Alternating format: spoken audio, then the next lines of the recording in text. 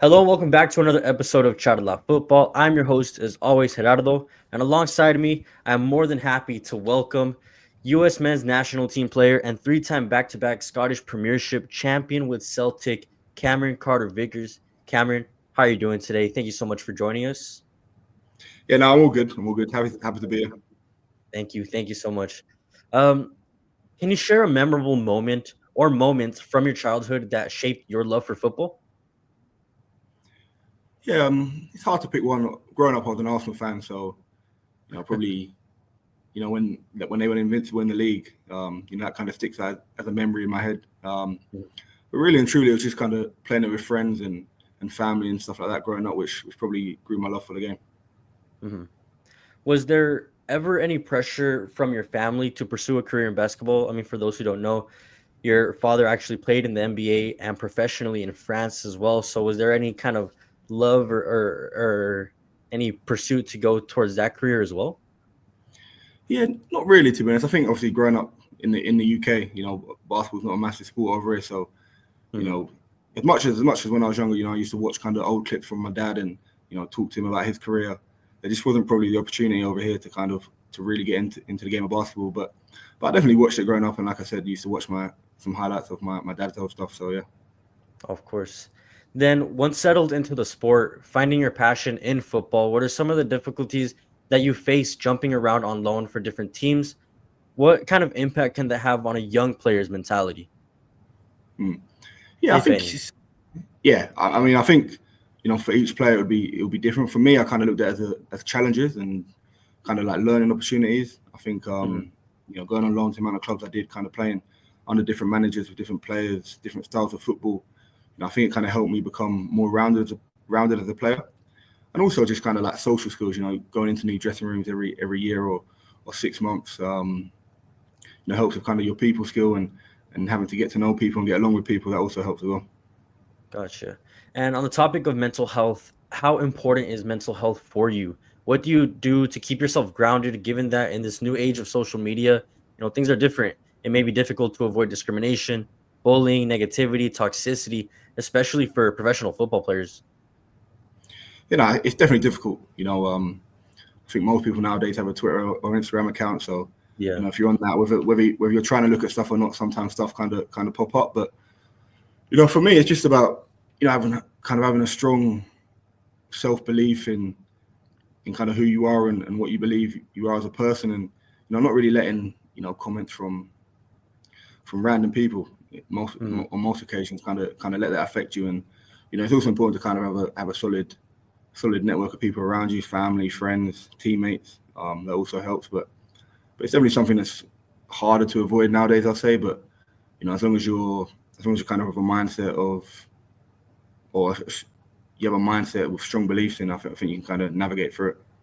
Yeah. Do you have like any hobbies or anything in specific that you can share? Would that kind of keep you away from that? Yeah, for me, to be honest, not I got a dog, so I enjoy walking my dog in the afternoons. Yeah, playing with What kind him. of what kind of, what kind of dog is it? Chow, the Chow. fluffy one, Chow Chow. Yeah. Yeah. Yeah. Hmm. Um, so yeah, he loves attention and he likes to play. So playing around with him. I'm actually into building Lego as well. Oh, that's sick. So Awesome. yeah, so I buy a lot of the Lego sets. And build them, and they can take a while. So that takes up a few hours in my afternoon as well. So yeah, little stuff like that. Oh, that's fun. Now, arriving in Scotland and playing for a historic club like Celtic, what has been the most rewarding part about consolidating yourself within the team and then becoming an integral part in winning a three-peat of trophies with the club? What has been the hardest part?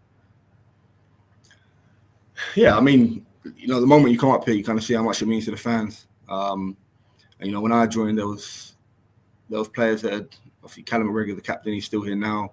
James Forrest. When I signed, there was Near Beaton, Tom Roderick, players that had kind of been at the club for years and kind of knew what it meant to the fan base and what was kind of expected you as a player. So that was when I first joined, and now it's kind of just continuing to want to have success. And I think at a club like Celtic, you know, the fans and the pressures don't really let you take a step back. So it's just about as a group wanting to play for each other and wanting to play for the fans. Definitely.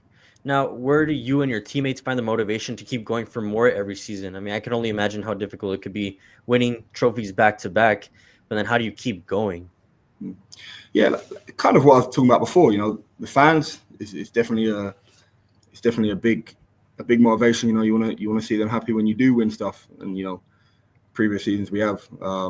It's always great to kind of see them turn out of the stadium, get to bring the trophy back there, and you kind of see the joy on their faces and how much it means to them. And then also, as a group of players, we're fairly close. We all get on well, and it's also that you don't want to disappoint or let down your teammate as well. So probably them two things. Now, what is the goal you wish for yourself and your mates at club level? Is there maybe a four-peat that you guys have in mind?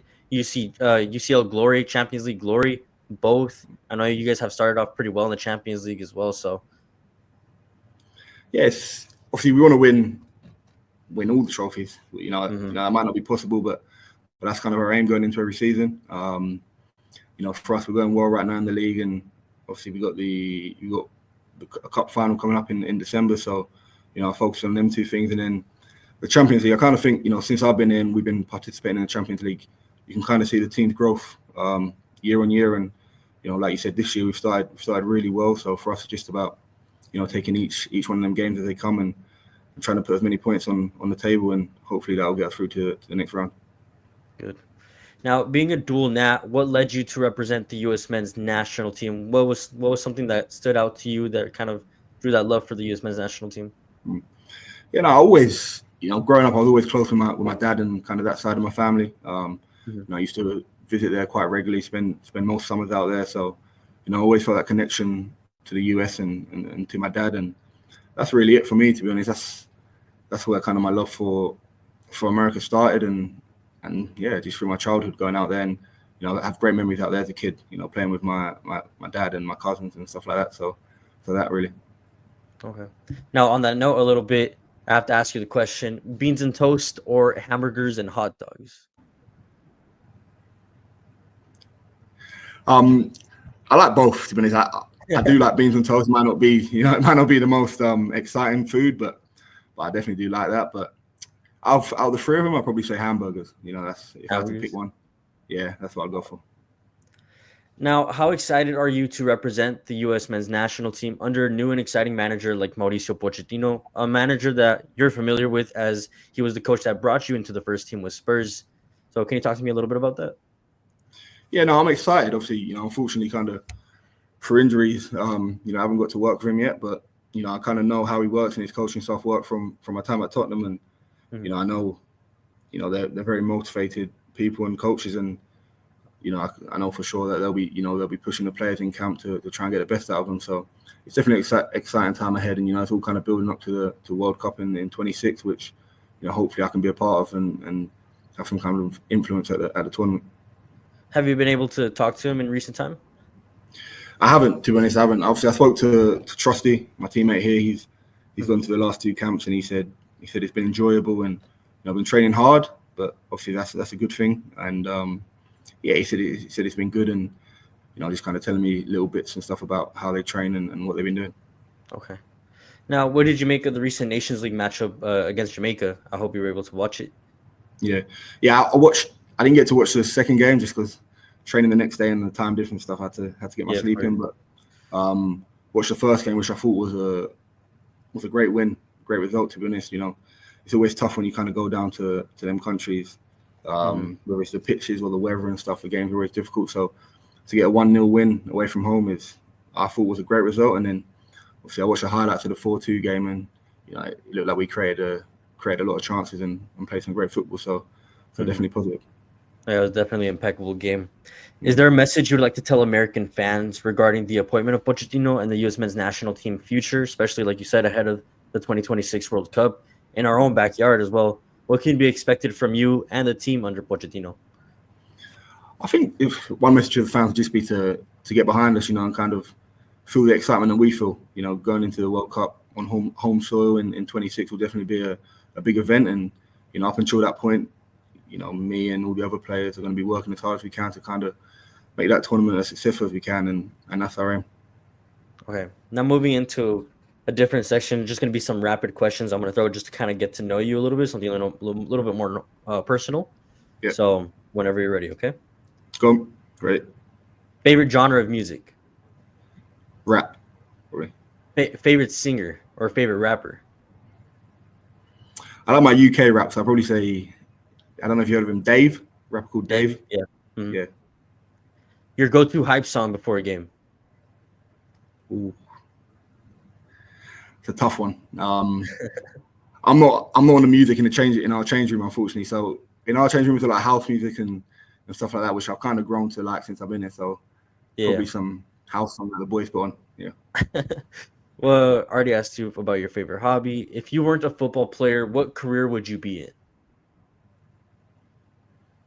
Again, a tough one. I'll go some kind of construction. Yeah. Any or your biggest goal outside of football? Just to be happy, really. Just for me and kind of my family and people close to me to be happy. And then the biggest, most important question of all, Messi or Ronaldo? Messi for me, for sure. Yeah. All right. Perfect. Thank you so much, Cameron.